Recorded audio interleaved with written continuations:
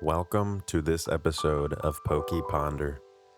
In this episode, I want to talk about the hidden value of writing things down, aka journaling. Time does a number on our memories. Every single thing you experience today shifts how you look at yesterday. By the time you look back on a past event, your current perspective has already quietly rewritten the memory and altered how you feel about it. If you want to freeze your raw emotions and thoughts exactly as they are in a single precise moment, there is really only one way to do it. Write it down.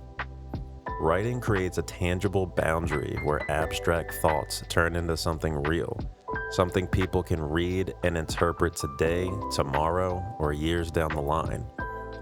It's entirely different from any other form of expression. You can erase words, reconstruct sentences, and finally tune a thought until it perfectly captures an emotion. Because of that, it offers a deeply intimate connection between the author and whoever reads it in the future, including yourself. And fair warning, I am drinking coffee, so if you're drinking coffee too, feel free to join me.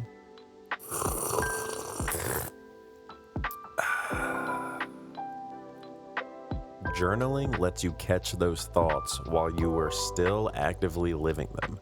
With just a pen and a piece of paper, you can translate your mind into a format you can return to whenever you want, allowing you to genuinely relive the moment. It's a deceptively simple yet incredibly powerful way to make your feelings timeless. Why you should start a journal. Over the last 5 to 10 years, I've realized just how life-changing it is to document your experiences in writing. That's right around the time I started journaling consistently, and today I get to look back at what I wrote years ago while continuing to log my life now. Seeing that contrast has had a massive impact on my perspective and how I process my current feelings. I don't think I need to convince anyone that writing is powerful, but I do want to answer a fundamental question. Why should you journal? The main reason to journal is that it lets you look back on your life with a deeper, truer understanding of who you were. We all go through incredible highs and painful lows, but when you look back on those moments years from now, you'll be looking through the lens of a completely different person. Your memories naturally alter themselves over time. Documenting your life right now preserves how you vividly felt, giving your future self an unaltered window into the past. The person I am in the future won't be the same person talking to you right now, and the same goes for you. When you aren't being forced to write for school, work, or some obligation, putting pen to paper is incredibly relaxing and enjoyable. Just moving a pen to form shapes on a page and clearing the noise out of your head is deeply meditative. As we fall further down the technological rabbit hole of software and electronics, stepping away to embrace something so analog is incredibly refreshing. Sure, you can type on a computer or tablet, but handwriting feels completely different. It's way more intimate. Writing forces you to learn about yourself. It builds a strong sense of self-awareness, helping you understand your environment and how you react to it. On top of that, the more you write, the better you get at it. It sharpens your ability to articulate complex thoughts so others can understand them on a deeper level, a skill that is massive for any career path. As a side benefit, a physical journal naturally improves your penmanship. In a world where everyone relies on keyboards, neat handwriting is rare, and it genuinely surprises and impresses people. My own handwriting is still pretty sloppy, but I've been practicing and taking corrective actions to fix it, and it's getting better day by day. So, what should you actually write? The short answer is whatever you want. But I know that's a bit too broad when you're staring at a blank page, so here are a few practical recommendations to get you started. The low pressure log. Starting by writing just once a month or once a week. I keep a personal journal where I only write every month or two when something significant happens and I want to deep dive into my head to understand why I feel the way I do. Keep it effortless. Journaling shouldn't feel like a chore. The selective approach. You don't need to document every minor detail of your day. In the book Meditations, Marcus Aurelius mentions not needing to log every little thing because he knew he'd never have the time to read it all back. Focus on the big, impactful moments of your life, though what matters is entirely subjective to you. A dream journal. This is an amazing way to capture the bizarre inner workings of your subconscious. I try to write down my dreams when I can. I used to mix them into my personal journal, but looking back, I think keeping a dedicated, separate notebook for dreams is the way to go. A learning or hobby journal. Some people call this a commonplace notebook. If you are learning a new language or picking up a skill, document the journey. Write down what you are learning, how you feel about the process, and use it to retain information. When I was trying to learn Japanese, I kept a notebook to log vocabulary and practice writing my thoughts. I didn't get incredibly far with the language yet, but I'd love to pick it back up eventually. Writing about a hobby naturally immerses you in it and boosts your memory retention. Here's a look inside my personal journals. I've been keeping notebooks since I was in elementary school. My earliest memory of it is getting a little diary in elementary school at some fair they had at the time, and it was green with tree frogs on it and even had a tiny key for it. I thought it was the coolest thing ever. I fell off for a few years, but eventually I built my own rhythm. And no, I definitely don't write every day.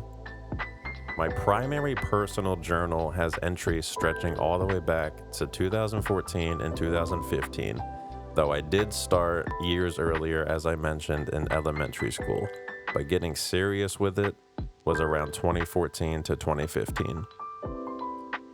And sometimes I even find little notes and things I wrote as a kid in school still. It holds the exact feelings and experiences I wanted to preserve.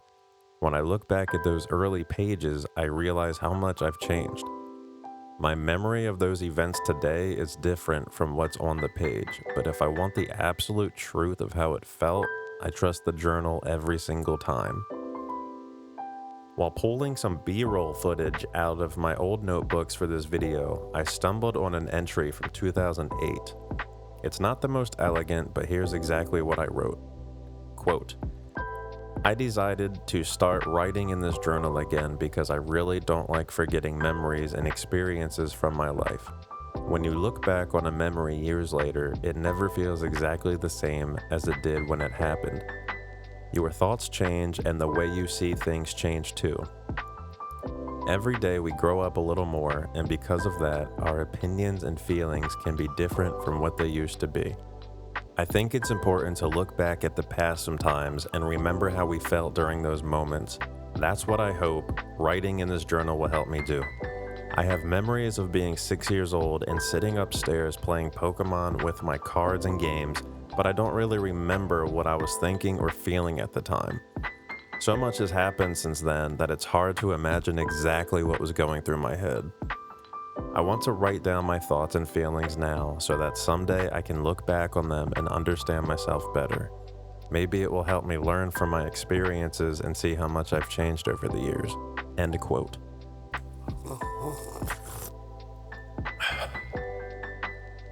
Reading that now, it's wild to realize I wrote it over 15 years ago. Even back then, I was intensely aware of how fragile our memories are. I can't go back and ask my 6-year-old self how it felt to play with Pokemon cards and the games in my parents' house, but I can preserve who I am today so that when I'm 50 or 60 years old, I can look back and get an honest glimpse of my youth. If you don't start documenting things, there will absolutely come a day where you wish you had. Here are some of my other notebooks. Beyond my personal diary, I keep a few other specialized journals. The Pokemon Commonplace book. This one is dedicated purely to the Game Boy games. It acts as a reference log where I track my teams, stats, and the specific Pokemon I've trained. Sometimes I also include the Game Boy Advance games in here. Another book is the Pokemon Play Journal. This is a separate, more reflective journal where I log the specific days I play, what milestones I hit in-game, and how I'm enjoying the experience. It's going to be incredibly fun to look back on years from now.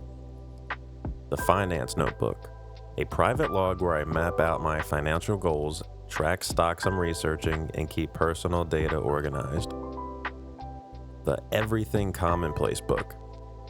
This is a catch-all notebook where I jot down complex engineering concepts I don't want to forget, quotes I live by, daily focus reminders, and spontaneous ideas, like a blueprint for starting a Pokémon card business, etc. Instead of rewatching the same YouTube tutorials every few months to relearn something, I compile the information here so it's always right in front of me.